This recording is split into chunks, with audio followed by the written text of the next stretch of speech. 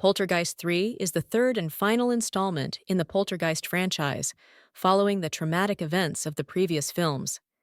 This time, the supernatural terror shifts to a high-rise apartment complex, where the iconic villain, Kane, played by Nathan Davis, returns.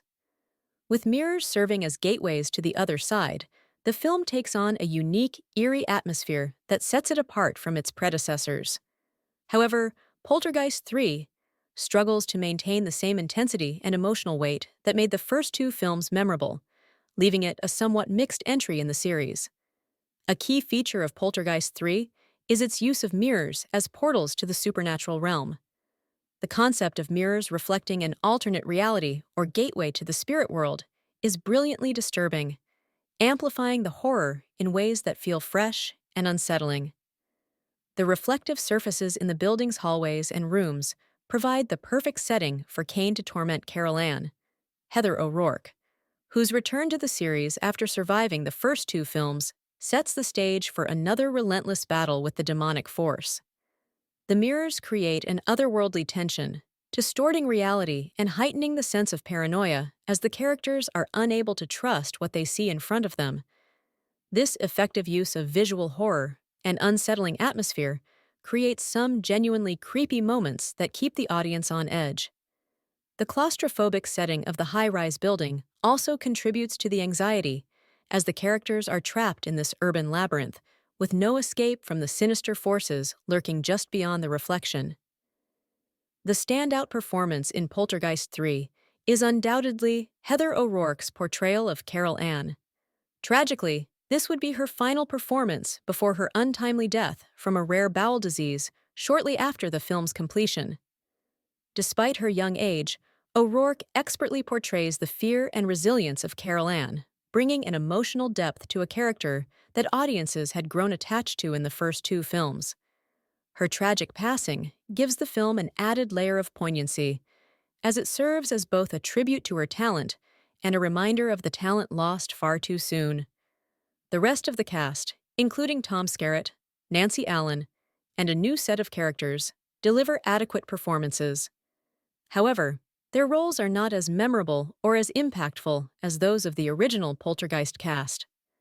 While they do their best to support the narrative, they often feel secondary to the haunting imagery and supernatural occurrences that dominate the film. For modern audiences, Poltergeist III of May feels somewhat dated, especially when compared to contemporary horror films with more advanced special effects. While the practical effects, especially the mirror sequences, are still impressive for their time, the film's pacing and occasional melodrama can feel slow or awkward by today's standards. The horror feels less grounded than in the first film, relying more on visual spectacle than psychological terror. However, Poltergeist III still has its moments, especially for fans of the original series. The idea of using mirrors as supernatural gateways is a striking concept, and the film delivers several genuinely creepy moments. The atmosphere is undeniably unsettling, even if the emotional weight and intensity of the earlier films are missing here. Perhaps the most poignant aspect of Poltergeist III is the tribute to Heather O'Rourke.